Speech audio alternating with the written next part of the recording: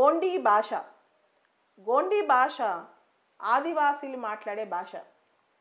ఈ మధ్య ఇది చాలా న్యూస్లో ఉంది. ఈరోజు కూడా న్యూస్లోకి వచ్చింది.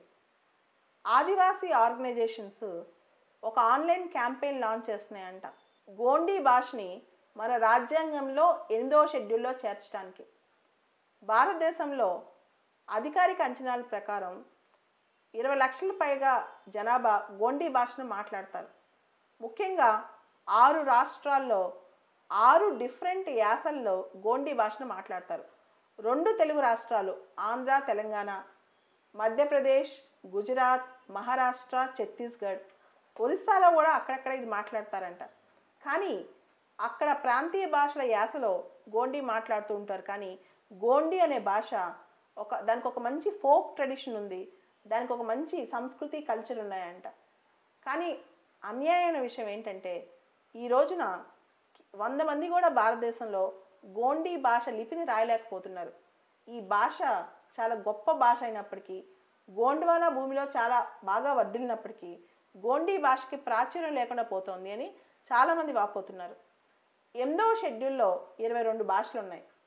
ఈ భాషల్లో కొన్ని భాషల కన్నా గోండీ భాషను ఎక్కువ మంది మాట్లాడతారు. కానీ గోండీ భాషకు అన్యాయం జరిగిందని చాలామంది చెప్తున్నారు.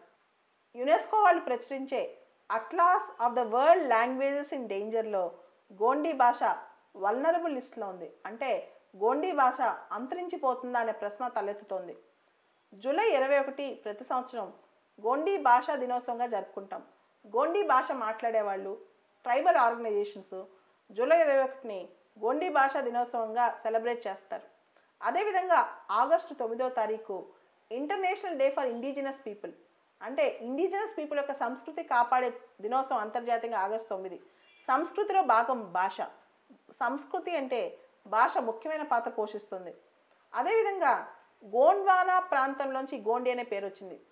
భారతదేశంలో గోండ్వానా ప్రాంతం అంటాం. ఆ ప్రాంతంలో మాట్లాడే వాళ్ళ భాష గోండీ భాష అన్నమాట.